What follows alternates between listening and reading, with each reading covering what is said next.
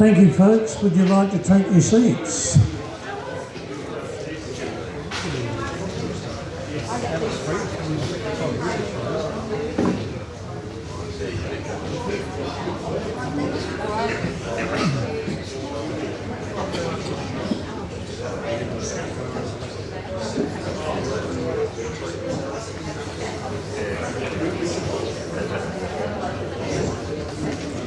Thank you, folks.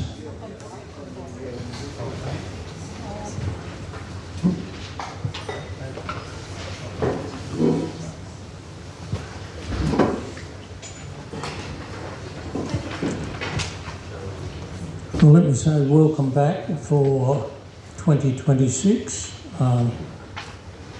for another year for us all to, I hope, have an enjoyable year, and we've got enough headaches with looking at Varroa and a few things like that, but let's see what unfolds before us as each day comes along. So welcome. How many people are here for the first time? There's one gentleman there, another one over the other side, couple. Welcome. Welcome. How did you hear about us? Mum, how did you hear about us? Through? Google. Yeah, Google. And got our website. How about over there?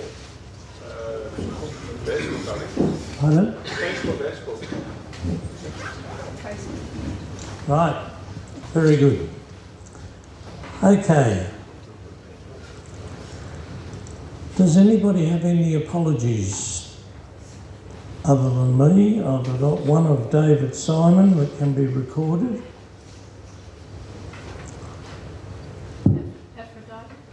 Aphrodite, thank you.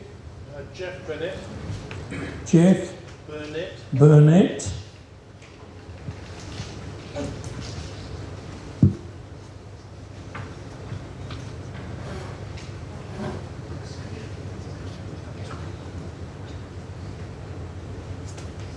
Thank you. We are recording the meeting, as you can see here, for both sound and video.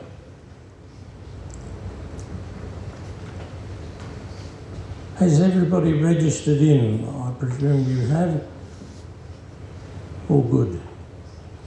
And phones turned off into silent mode, I hope.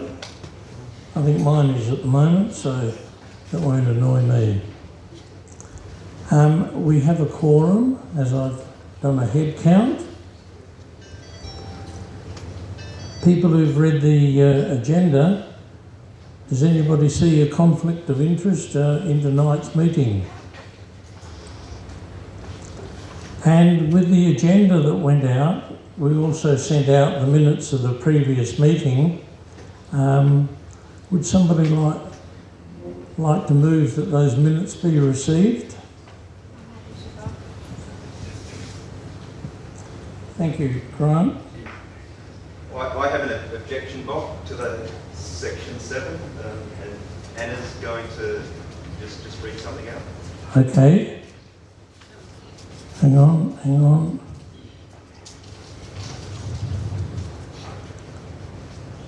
Somebody want to second those minutes? Thank you, John.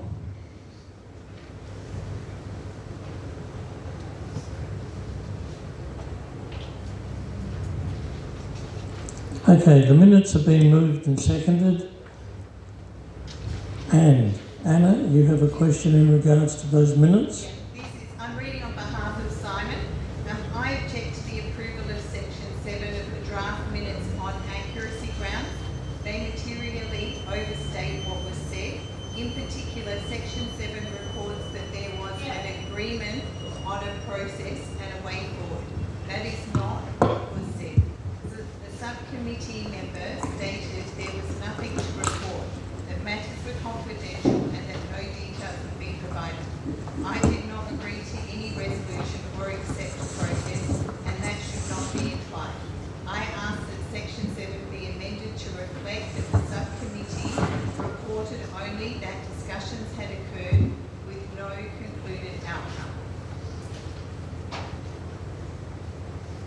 You're reading section 7 under the In announcements? reference to section 7. Announcements.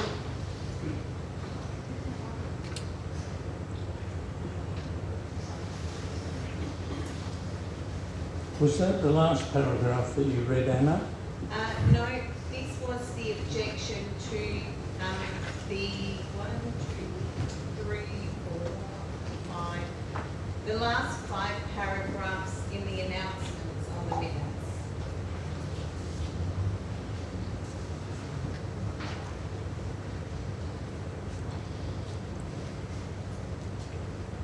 Do you want me to give you the...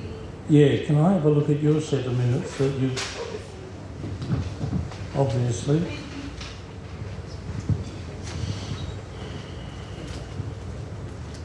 So the objections to these paragraphs and numbers, just that they've been overstated.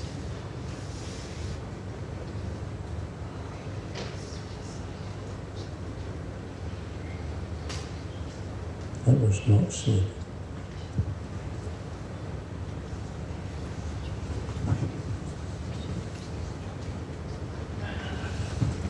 Hmm.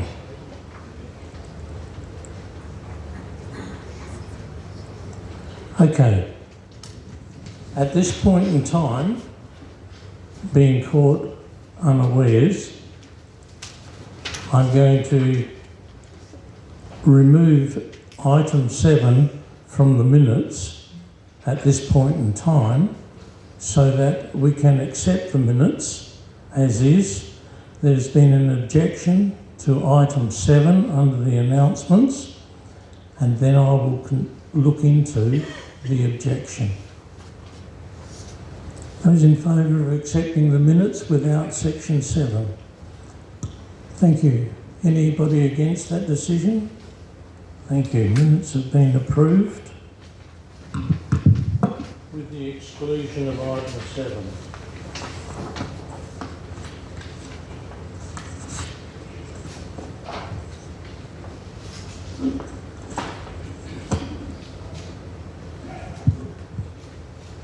We move into the finance for the balance sheet, which was also distributed as at the 31st of December.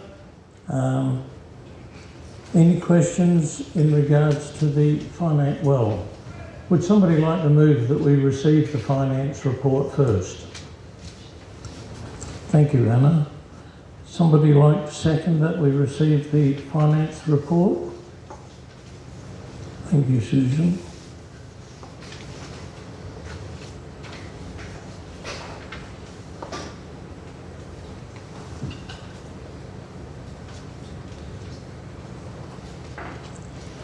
Okay, any questions in regards to the finance report? Okay, if everybody's happy to receive it, by show of hands, those in favour? Thank you. Anybody against? Great. Carried. Some announcements that we have got that I listed in the agenda, purely and simply the heading of the Amateur Beekeepers Association. The February newsletter came across our desk, and I thought it was worthwhile reading material. The Amateur Beekeepers Association, that February newsletter, is a printout from New South Wales, and I thought it had relevant material in it, and so I distributed it, or had it distributed to all members for information purposes.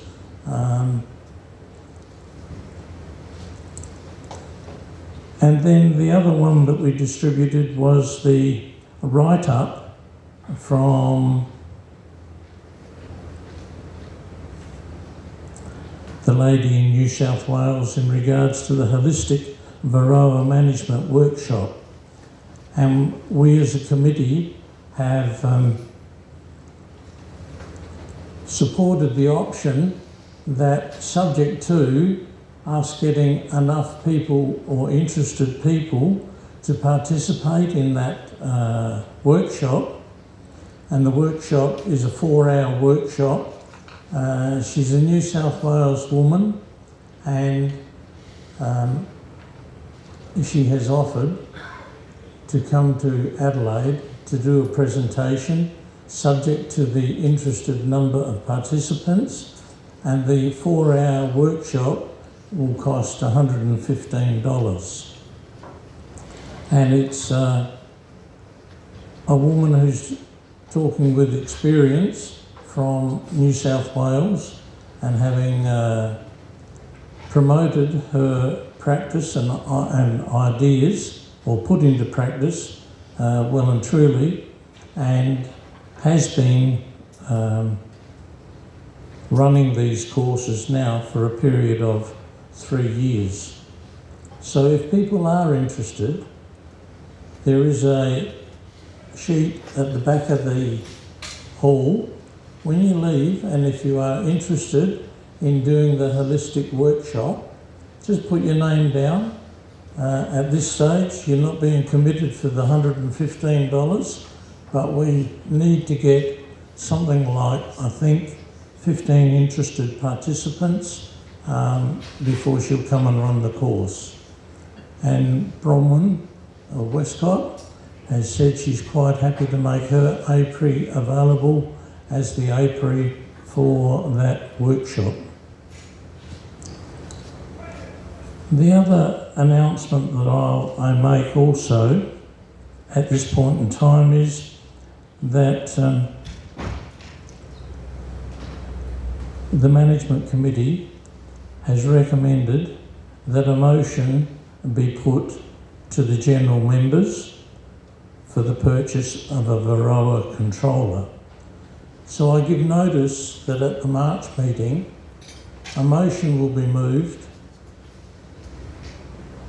that the BSSA Incorporate purchase a 10-frame Varroa controller to be used on hives managed by the Society and for the purpose of demonstration and instruction.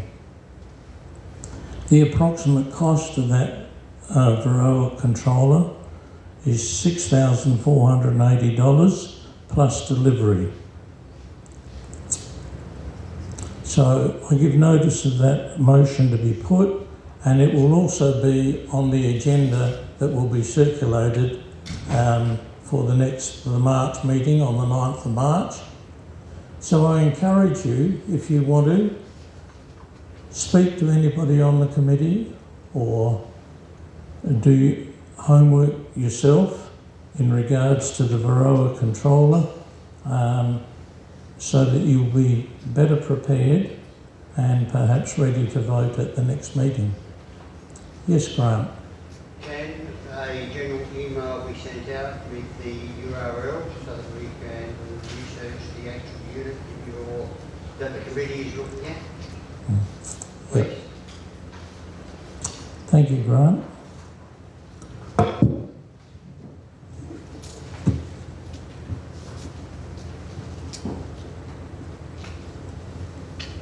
This is the same, excuse me, this is the same one that was shown at the meeting last year, I presume? No, that was a 20-frame one. This one's a 10-frame one. Yeah, same thing, only smaller. Okay. Yes. Will it be available for members to use, or will it only be available for demonstrations? Like, will members be able to hire it or on loan? No, the intention is not to be available to everybody with this motion. The intention that it is being bought for use by the Society.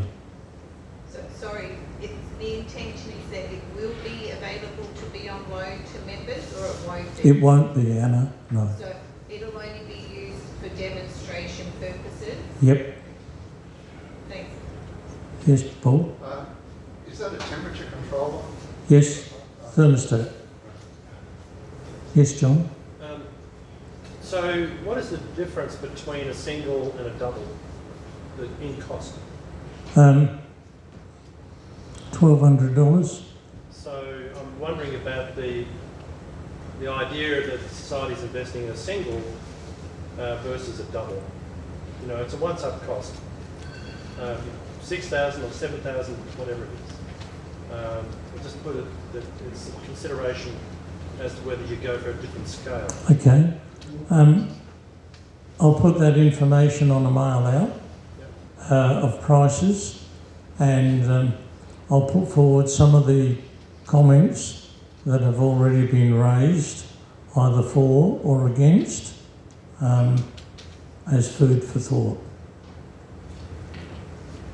Thank you, folks. Oh, can I just make a comment? Yes. Just because that was put on the agenda for tonight's school for the next meeting, it doesn't necessarily mean that members of the committee agree with the spending of that much money for something that's not going to be used by the members. Correct. Correct. It is the intention of the committee that it should be put as a motion to the membership to decide. And the last comment that I just want to make is a few comments in ad-libbing. If anybody's been happy enough and lucky enough to get any honey so far this season, congratulations. But if you're thinking about putting honey in the show, now's the time to be starting to look at what you've already collected, because it's that honey that you might be wanting to put into the show. At this point in time, they're calling for sponsorships, of which we as a society are a sponsor to some of the classes in the show, and sponsorship is open also to other people, other businesses. Sorry, may I just add as well, if you have some really nice wax, if you pull out a frame that you think, oh my God, you photograph that, it's so perfect. Any of those things, if you decide to make some meat or something like that, there are a variety of classes, for those who don't know, there are a variety of classes within the Royal Show in August, but the judging is done earlier. And there's also some small country shows that also have honey competitions in the honey field if anybody's interested during the year to get some experience. But it doesn't, there are some criteria which we can go through, and it's starting time to think about it while you're harvesting. So please do think about it, and you certainly get it back at the end. Thank you, Susan. I'm going to introduce Davide. Davide is our newly appointed BBO. We've always been calling him a VDO. Now much difference, though. There's not much difference. There must be something different in the pay. But Davide is going to introduce himself as a BBO and tell us a little bit of what his function and role is, and how we may benefit from that function. And also he's just going to finish off with a couple of slides and give us some updates on locations as to where Varroa is spreading within the state at the moment. Thank you, Davide. Thank you, Bob.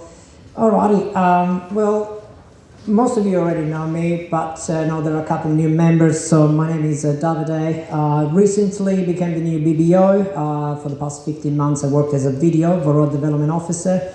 So today, just to give you an idea of what is the main difference, what a BBO does, knowing that South Australia hasn't had a BBO for over 2 years, maybe even close to 3 years. So there are a few things that have changed. And we do have a couple of initiatives within PERSA that we would like to move forward, to bring forward. One of was the the BOLD course that we were talking before, which is a generic biosecurity course for beekeepers online that I would like to facilitate in collaboration with the BSSA.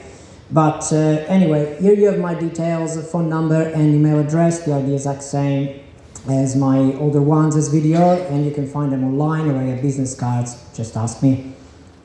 There you go. Opa. Alrighty, so the main difference between a video and a BBO is the fact that video is focused on Varroa, right? So a BBO is a bit more general advice, so including Varroa, but also American foul brood, European foul brood, any other pest and disease, you name it. So small hive beetles, wax moth, chalk brood, etc. So I also provide resources in the sense that if you need anything, that could be a renewal of registration form or a copy of the Biosecurity Code of Practice or any material that we can provide you with that you usually find either on the PIRSA website, Plant Health Australia or ABIC website. And it can be quite hard to find. Sometimes you can just ask me and I have a whole heaps of ready to send resources that I can flick you over an email. So the idea is everything, it's providing you with practical support. I have a lot of beekeepers already that sends photo of frames that may or may not have AFB or EFB or suspected samples of Varroa. So the aim is to talk to each other, talk with you guys and just help you in any way you see fit. So again, if you have any queries that is focused on any pest and disease management, just text me, give me a call, send me an email. I like to keep things informal and I don't like just to organize set workshops where I do my spiels and then see you later. So if you need anything, again, just give me a call. Now, the focus is on education. Previous roles as BBOs were also doing compliance. I'm not a compliance person. And also I don't deal or I'm not involved in anything that concerns permits, certificates, or decision makings when it comes to moving bees or hive equipment from interstate and vice versa. So if you have any questions regarding compliance or permits, I can take that question, I can pass that on to the relevant person. And if I don't know something, I will just look into it. So the beauty of my job is that I have access to a whole heaps of resources and I can find pretty much any answer to any questions. Well, most of the questions. Now, who pays me? So I'm funded by the Apiary Industry Fund and Plant Health Australia. So we're talking about honey levies, which is mainly paid by commercial beekeepers, but I also work with hobbyist beekeepers. So if you're a hobbyist beekeeper with more than 5 hives and you're paying the honey levy, which is that extra $1 on top of your registration, thank you very much. That goes towards my salary as well. So a couple of, it's not a mandatory contribution. So if you do it, that helps. So thank you for that. Now, a couple of key activities. So everything is focused on educational, practical advice and implementation of biosecurity practices. So here we are talking about, we're referencing the National Bee Biosecurity Program. Who knows what the National Bee Biosecurity Program is? All right. So, okay, Simon. So there is a partnership between Plant Health Australia, ABIC, which is the Australian Honeybee Industry Council, and state government, so PIRSA. And essentially is a partnership aimed to implement and promote good beekeeping practices and to, I guess, increase the skill within the nation when it comes to detection, notification and response to any pest and diseases, exotic and endemic as well. So I catch up monthly with BBOs from other states. We discuss about updates within each state, things that we are doing, things that are working and they're not. Now, one thing that I'm working on right now is how does heavy metal get into honey? So part of my job is also writing articles for Plant Health Australia about cool things. And so that's my first article about heavy metals in honey, which I will share with you guys once it's ready and approved. But there is a lot on the background that we are doing that you don't necessarily see, but that's pretty cool. So, and one thing, again, going back, is the BOLD course, which is usually a mandatory course about biosecurity for beekeeping for those beekeepers with more than 50 hives. And I generally believe every beekeeper should do it. We just revised it last week, and it's getting updated with some new information about Varroa. So I think it would be nice just to get on top of it and just maybe start with a trial session and see if that's something that we want to do on a regular basis, maybe once or twice a year. So if you need any issue, and if you have any issues in understanding the legislative side of things, I'm talking about the Biosecurity Act, pardon me, that's the new one, the Livestock Act 1997. I can bring some clarity on that, or there is a new Biosecurity Code of Practice that has been updated. That's the 2025 and previously 2016. So there are a few things that have changed. I can definitely help you with that. And then what I do, I just collaborate with industries. We're talking about, yes, BSSA, yes, AAAs, commercial beekeepers, but also pollination-dependent industries and horticulturalists. Now, any questions before I just give a very brief update on the detection side of things? Cool. Alrighty, so now I'm just going to give like a very brief overview of what's been happening detection-wise when it comes to Varroa, but we do have monthly webinars that Josh runs, and we have one on this coming Wednesday from 7:30 to 8:30. I have like a slide with dates and hour and time frames. But yeah, so as you can see, we keep finding Varroa in the Adelaide Hills, so we have more detections over there, and we will probably see more detections in the next few months. Barossa Valley, Allendale North, and Barutha, so mid-north.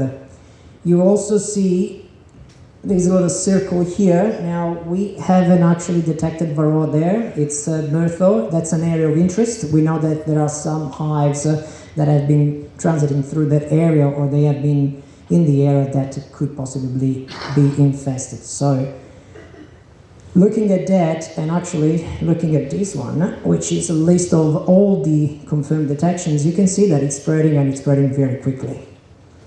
Now, what we discuss when it comes to detection updates is we also tell you a little bit about the mite counts, what we're finding, and you can ask all heaps of questions specific to, you know, what's happening, what's our expectation in terms of future detections, and anything that comes to mind, really. But it's pretty scary, isn't it? How many hives in the hills? How many beekeepers from the hills? Now, how many of you are doing your alcohol washes of soapy wash on a regular basis? That is nice. Wow, almost all of you. Simon. Oh, come on, man. No, but look, it is spreading. We haven't found massive mite counts, but it doesn't really take long to grow and for the mite numbers to grow. And we know, we have seen in cases in New South Wales and especially Queensland right now. There was a post recently, I think from today, on one of those beekeeping pages on Facebook. They did an alcohol wash. They found 97 mites, and they used Formic Pro, so organic acid, and they found on the tray about 5,500 mites after just one day of Formic Pro.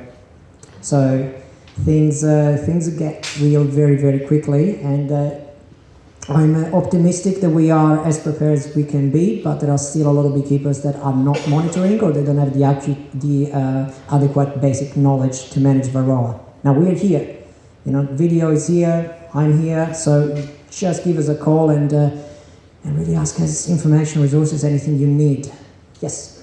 Do you know how much chemical treatment's being used at the moment? At the moment, not much actually. So we have had some commercial beekeepers that we use more for surveillance rather than treatment. None of them are at threshold at this stage, so that's good. And we are seeing like a slow ramp up in numbers, but we are getting very close, especially in the hills. And as soon as it gets into the ferals, we know that we will have those high level of infestation with high mite counts. So it's just a matter of time. And we need to remember that this is not just Varroa. We know that Varroa is one pest in amongst a myriad of other pests and diseases that we still need to manage with. So one thing that Varroa is doing essentially is raising the bar in terms of beekeeping knowledge and beekeeping skills. So if you are not a good beekeeper, if you don't follow good beekeeping practices, especially when it comes to pest and disease management, you're not going to be a beekeeper. Just a question, David. How many hives are being affected at the moment in the reporting? Look, because there are commercial beekeepers involved, I'm going to say on the thousands. So if you think about it, South Australia has roughly 60,000 hives, and every time there is a pollination event, now there is some level of mix-up.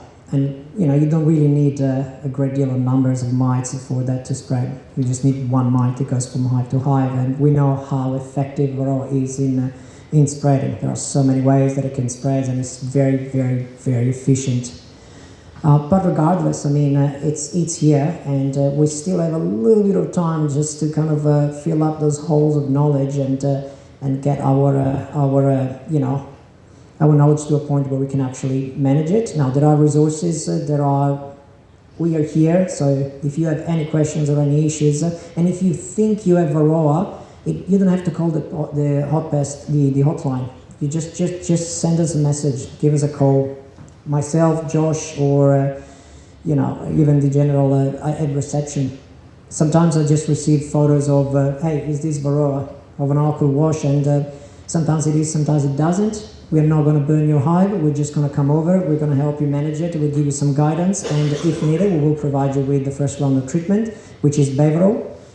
It's a synthetic chemical, synthetic treatment, pyrethroid, but we're also getting organic options to cater for whoever doesn't want to use synthetics, because we know, some people just don't want to do that. And no one really wants to do that. That's just like the last resort.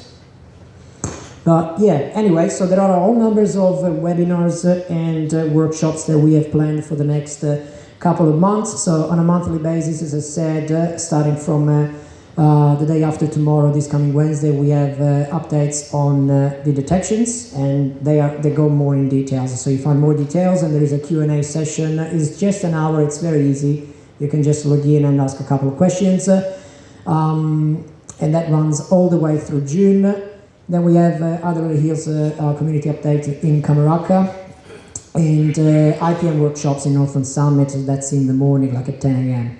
And then I'll be at the Southeast Field Days in Lucindale as well, and any other field days that comes after that. So we are around, we're moving, we're traveling. I was in Loxton last week for a treatment plan workshop, and most likely we'll go soon go down to Kangaroo Island to do the same. So, yeah, that's pretty much it for me. Just a very quick update. Yes? I just met somebody recently at a meeting, and we got talking about bees, and I don't believe he's registered, and the information is not getting through to those people. And she was talking about, oh, you're going to destroy my hive. And Josh was there at the meeting as well, and Josh said, no, we're here to support you. And he took off like Bruce Lightning. Yeah, look, we estimate, and that's just a wild guess, somewhere between 3,000 and 5,000 unregistered beekeepers in SA. Now, we are education, we're not compliance, we're not here to get anyone, but we are also aware that any beekeeper, regardless of the registration stages or the amount of hives that that person has, is going to have an impact in all of you. I understand that, yeah. Sorry to interrupt, but we need to get the message out to our neighbours to say that their hives aren't going to be destroyed. Yes. And to hook up to the PIRSA websites with the local information. That's what I'm wanting to encourage. Yeah, and look, that's why we do a lot of those events that they are outside of the biosecurity notices. I mean, we are on social medias, and we do weekly posts on social medias as well. The reality of things is some people that don't want to have anything to do with us, and we can't force to register their hives. There is a whole compliance issue from that side of thing, but I feel like right now I want to focus on getting the educational side up to, Well, I'm just saying publicly it needs to be more that the hives aren't going to be destroyed. Yeah, absolutely. But that's been a consistent message since since we began the transition to management program, which was mid-late 2023. So that's something that the eradication program ended quite a few years ago, and so we are sharing that. It's been probably every workshop that we have done. We make that statement very, very clearly. I understand people like us that turn up, but it sort of needs to be in the public news rather than just with the beekeepers that are coming to workshops. Yeah, but again, social medias. We have done ABC radios. I think Bob, you did videos as well with Josh on for ABC. I mean, we're using all the channels that we have, even in radios. But again, it's. I don't know how else we can bring that information out, but at the end of the day, I personally believe that those beekeepers that they still have their head stuck in the sand, they won't be a beekeeper for much longer. But unfortunately, at the same time, will have an impact on all of you, because if there are your neighbors, if you're doing the right thing, you're still will be impacted by that particular beekeeper or that hive that keeps pouring mites into you. But yes. Alien cap, which is an organic acid strips, was under application to be approved. I think it was mentioned that there was an approval. Yes, it has been approved, is in transit. We are expecting to receive it sometimes in March, towards the end of March. And not 100% sure if the funds have been approved, but we are requesting to get some for distributions as an organic options to beekeepers that need it.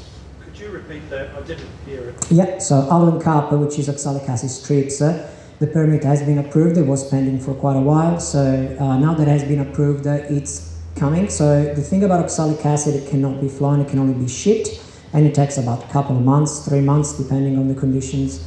And we should expect to receive in Australia a shipment probably towards the end of March, and then from there we'll see if we can get our hands on a pallet or two to put in our car sites. But I need to check with the apiary manager, which is Adrian Harvey, to see if that's something that has been approved fund-wise to get it, but that's the intention per se. There is definitely a lot of talk about oxalic acid in multiple forms, being strips, being vaporizing, or just trickle method. Yes?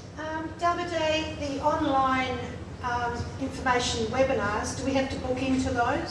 So yes, so if you go on our Eventbrite page, or just, if you want to register and you don't know where to go, just leave me a text, I'll send you a link and you can just register from there. I know, but it allows us to keep track of, who's coming, and it's a good tool for us to understand, the level of engagements that we get out of these things, because it does take resources, and we often do them after work between 7:30 and 8:30. So we need to make sure that people are actually attending, and those people are beekeepers as well. Can the information you've been giving us tonight be put on the BSSA website? Yeah, so this one is, so the screenshots that I took before comes from the PERSA website. Then we have a biosecurity notice coming anyway on the 19th, which is next Friday. And yeah, I mean, if you guys want to put it on your own emails, that's absolutely fine. Yes, Susan? How are we doing with time? Because I feel like I'm hijacking your, yeah? I'm ready to say goodbye to you. My apology, Thursday is actually the 19th. The 20th will be Friday. That is a Thursday, is not yet. Thank you for that, Susan. Oh, no, not so. Yes, I will update that, but it is a Thursday. But you can find this information on the website as well, which I will also double check it, because that's where I got my information. Makes sense. The 2 Thursdays made sense. Yes, absolutely. We try to keep it consistent. Thank you, Davide. All right, and look, I'll be around if you have any more questions. You guys can ask me one-on-one. Otherwise, I feel like I'm going to hijack the meeting. But thank you. Thank you.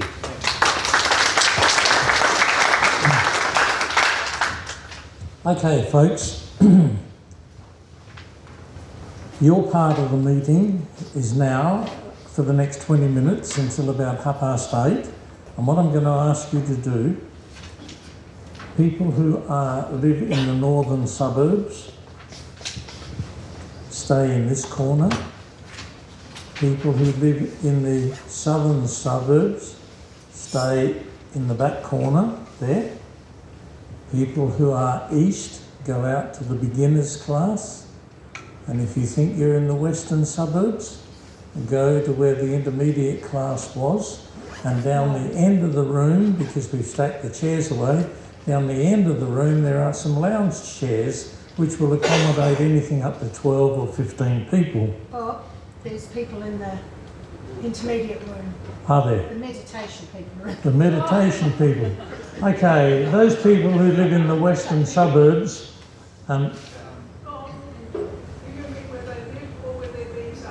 pardon? Where they live or where they Where they live. Where they live. Their residential address. Okay, north, south, east and west will have to go to the back of this middle block. And Bronwyn wants to look after the northern group here, and I'm going to ask Jim, would you like to be with the southern group as a penciler? And Brenton, if you take the eastern group and the western one back here, I'll go with. And what we're going to do is ask you basically 2 questions. We just want to know what you people are doing in preparation for Varroa. And people who are new to the game, ask questions. Keep your ears open and listen to what you hear. And we want to ask the second question is, what do you want more of? What do you want? Do you want information or do you want demonstration? Okay. And if you can, be a little bit more specific as to what you do want.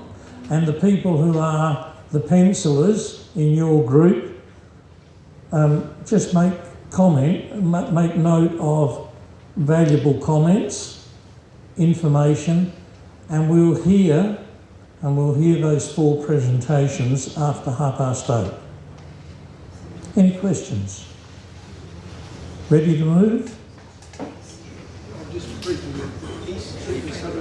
Eastern suburbs in the beginners class. And if you want any note paper, I can give you note paper. Yeah, you're doing it.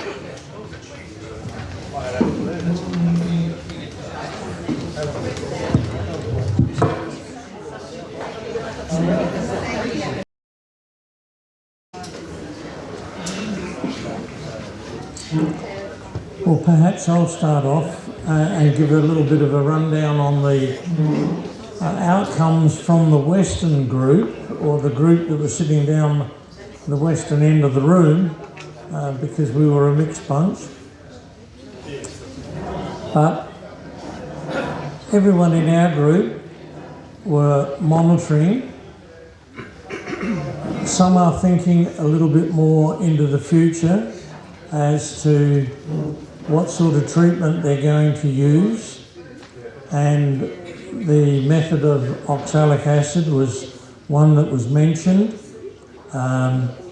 Oxalic acid comes in 3 forms, either the vaporizer, the gel, or the strips, the drizzle.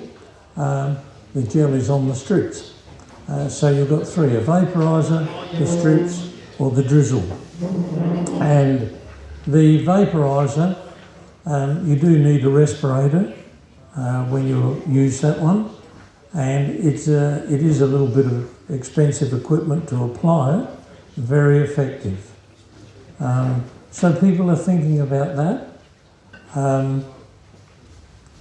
We were talking more about drone brood, and the preparation now is that the time is to prepare and get your drone brood ready so that you can be putting your drone brood into cages or whatever, and restricting your queen to be laying on a drone comb only.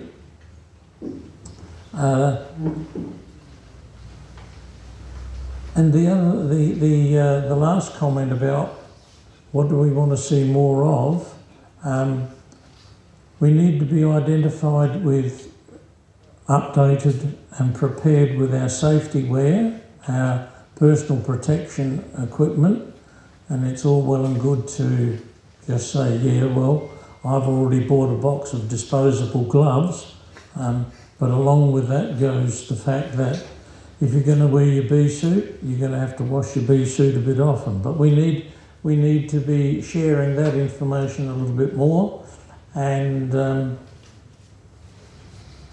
the other comment about a demonstration of applying the strips to a hive was another request. And then I think that one of the final comments was it would be good if we had an online presentation from somebody from New South Wales, which we're already thinking about. Jim. Can you hear me? Yep. Well, basically what Bob said. No, we can't. Closer. Can you hear me now? Yes. Yeah, basically what Bob said, we went through, but we thought, it'd be more for hands-on training for Varroa within the club and advertise what's happening at Selgar Avenue like weeks or months before, that this week will be Varroa training, next month will be finding the Queen or whatever, and either videoing Selgar Avenue when we're doing something so people can look at the video. The other, moving on within the club, would be see if we can do more mentoring for people, more training advice, or of when we're going to have some training, more notice so people can look in advance for a couple of months or something. And that's about it, really.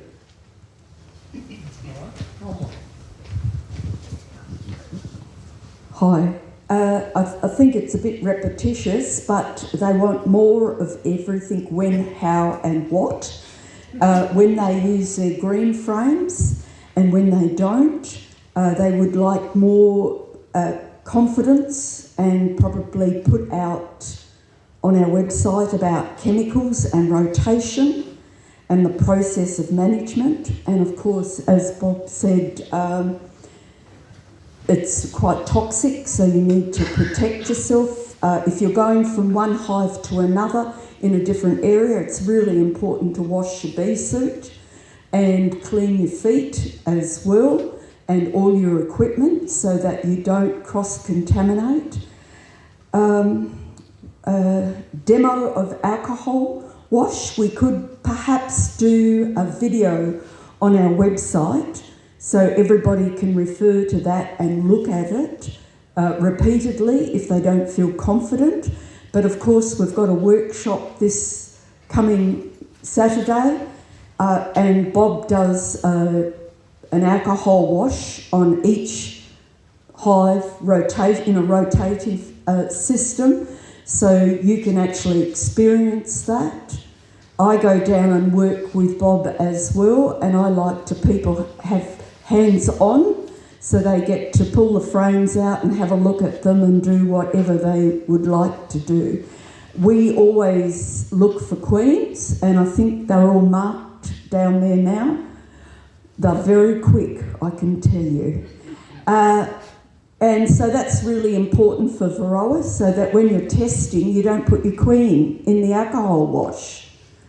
Okay, so that's really, really important. I think I've covered everything. Who's the other person? Thank you. Well, believe it or not, our group was very similar. Our first question was, though, went around the room to see how many hives people had, and no one had any more than 4. So all sort of small beekeepers, no professionals amongst us, and a couple or 2 or 3 there, just brand new. So haven't done any testing yet because they've just got their hives or planning to get their hive. We talked about the various methods that people have tried. Alcohol, by far the most common. Also, I think most of the DVOs, including Davide here, agree that the alcohol wash is the one to go with. Sugar shake sounds nice and friendly, you're not going to hurt them. They don't die instantly, but they do eventually. So that's a cruel way to go. Also, if it's a bit humid, the sugar powder sort of clogs up their spiracles and they can't breathe, so that's not good for them. We sort of stress the importance of help for new beekeepers, and there's several in here, I'm sure, that are just very new, and so they'll need help, even some very basic help, which we feel that we might know pretty well. And keep that and be aware of that. Don't assume that here in the metropolitan area, if your bees are here, you're going to be right, because there were no metropolitan area places listed on that list that was on the board there. they're all up in the hills or southeast or wherever. But it could be just around the metropolitan area. They could be there as well. So if you've got your hive there, it's important you check them also. Apparently one of our members was from Iran, got great experience with varroa and beekeeping, and did mention some chemicals that are very effective, but at this stage we're not you can't get them, and some of those may not be approved here anyway. A couple of unusual methods. One of them is a CO2 treatment. You get your bees and put them in a container, put carbon dioxide in there, and that knocks them out. Also knocks out the varroa mite, so they fall off the bees. The bees do recover and fly away, but you've got your mites there. And apparently it's easy to get CO2 in little aerosol spray type things.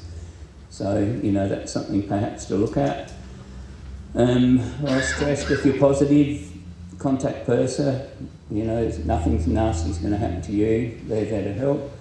And finally, the possibility of forming local groups. Right?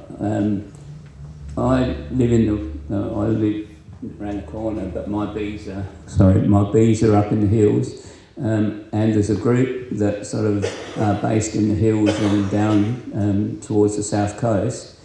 And we meet once a month, go around to each other's apiaries, check for varroa, check for this, check for that. And if it's your bees and we're at your place, then you do the work. And so everyone gets a chance to try the various methods of whatever you're doing. If you just knew now, you mightn't know anyone else here, but just keep your ears open, find out where people live. And I think last year there were possibly, where's Bob? How many groups? There was our southern one, western. We've got two mentor groups, the western suburbs. I think it's the western. Do you call yourself western? Western, Amanda? Yeah, western plus. Yeah, western and the southern. Right, and so you have, a champion beekeeper there like Bob, who's there to support. And initially he was there all the time, but sometimes he's got other things on, and so we're on our own. But you certainly gain confidence when you're the ones that have to do it. Okay, thank you, Bob. Thank you. So that was one of the reasons why we divided you off into groups, hopefully north, south, east and west, was to perhaps start to network with somebody that is closer to you, so that eventually you might start talking about sharing the task with one another. One of the women in our Southern Mentor group, she always sends out an email when she's going to be looking at her hives the next day. And some of us can go along. Others say, sorry, I'm going to be dining with the Queen or whatever, the King, whatever. But you've got other things in your diary already tied up. Thank you for the participation in that group session. That was, I think, quite worthwhile. Oh, yes, just ask Paul. one more question while Davide's here, because I think it's appropriate for him to answer. When you start treating regularly with different chemicals and that, you build up resistance, so you have to change. Now, Yes. is there a statewide strategy to avoid resistance? Yes, well, if you rotate the mode of action, essentially if you follow the permits and the labels, you're not going to incur any chemical resistance. So it's just a matter of rotating the mode of action. So if you're using something that, let's say, targets the nervous system or a particular, active ingredient, and the chem charts are color-coded by mode of action, as long as you use another color, you will be fine. But what I mean is, an individual beekeeper may keep changing, but if another beekeeper a kilometre away is not doing it. No. You know what I mean? It has to be a statewide. We have seen that happens in the US. So the US, they cannot use beaver oil anymore. It's ineffective, and the amitraz has gone down to something between 35 and 50% efficacy, down from 97. So it is a real risk and the issue. If you don't rotate the mode of action, the APBMA will take away that product.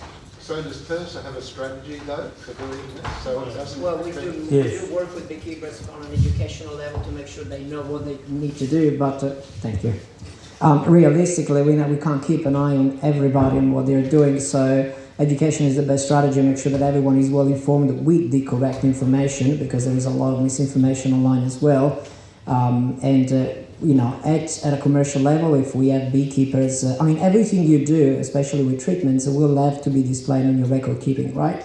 They used to meet on a yearly basis. If you see that you use a beaver back to back, we'll definitely give you a call and say, hey man, you can't do that. That's okay for one beekeeper. What I'm getting at, I don't think anyone seems to appreciate that if you've got other beekeepers who are not in sync or doing differently, it has to be a statewide PIRSA thing. They have to. What's your suggestion? Because for me, it's a matter of collaboration and communication. So, this is the best way to get people together and talk about it. Like me coming here, but also your society and associations, and there aren't many.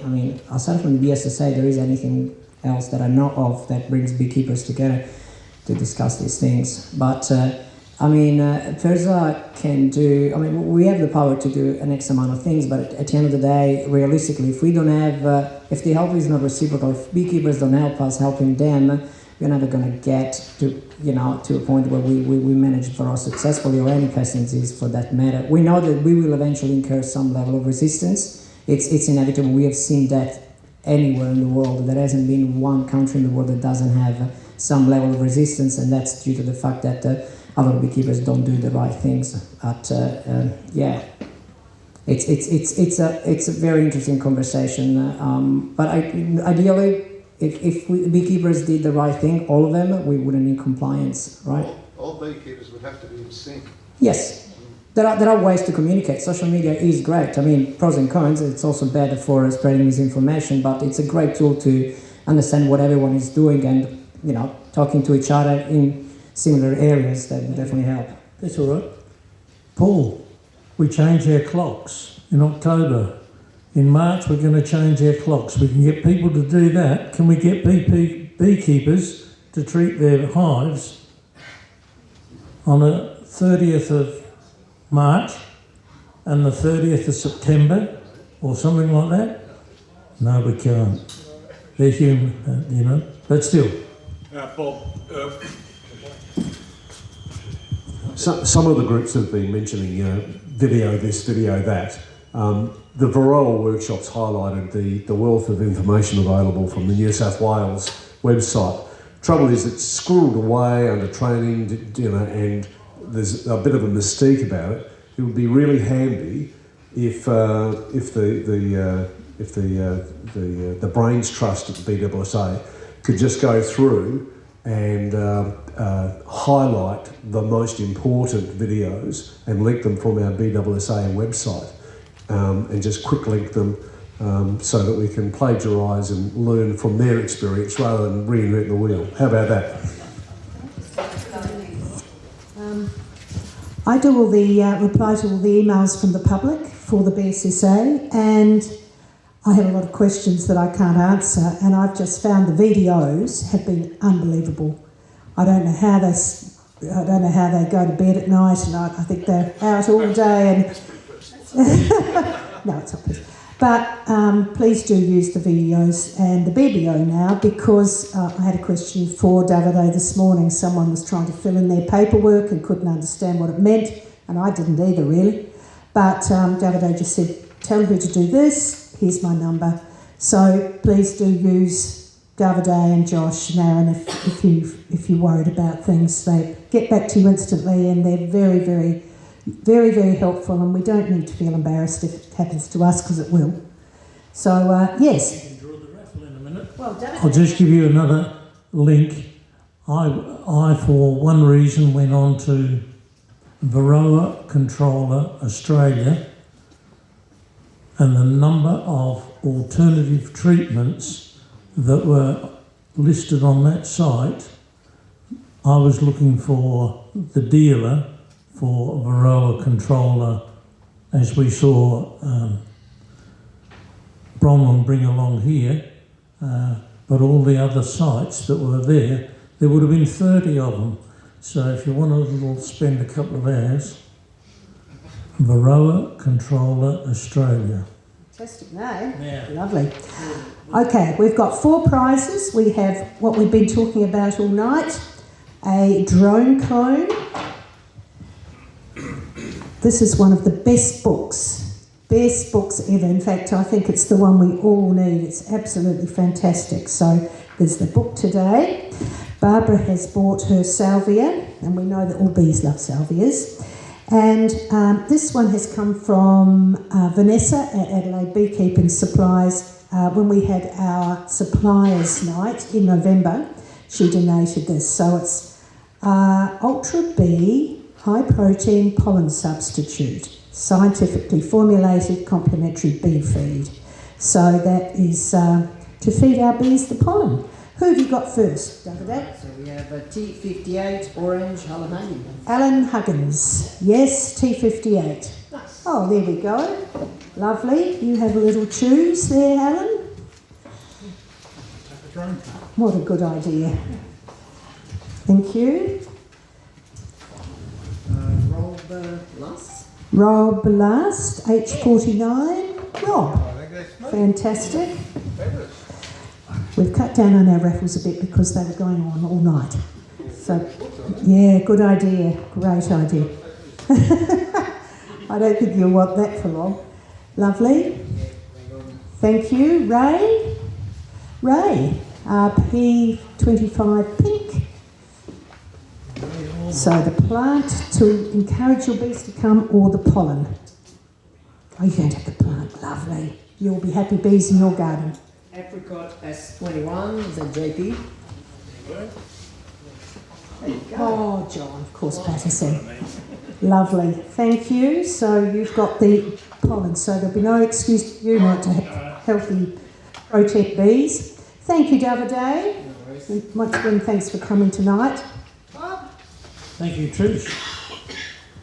Thank you, folks. I hope you found tonight interesting, enjoyable, and I hope we can keep you amused for Monday the 9th of March. Our next meeting, Monday the 9th of March. Our field day at Clovelly Park this Saturday is 10 a.m, not 1 p.m. It's the last of the 10 a.m. starts. We've shifted to 10 a.m. for December, January and February, purely and simply to try and beat the heat. And already I've heard that the temperature on Saturday, the 14th, will be 31 degrees, but that'll be at around about 2 o'clock, 2:30 in the afternoon. So we'll be packed up, done our low suds wash on 2 hives, and inspected perhaps 6 hives down at Clovelly Park. Well, can you just explain, we've got a lot of newbies in the room today, just exactly what a field day entails? A field day down at Clovelly Park. Clovelly Park, Selgar Avenue. Come and see me for clarification afterwards if you like. Selgar Avenue. And from 10 o'clock we can provide suits if you need a suit, protective wear. And the field day, we always go through several brood boxes, purely and simply just to show you sealed, unsealed brood, possibly eggs we can identify, and the other resources, pollen, nectar, in the hive, so that you have an idea of what you should be seeing in your brood box as well.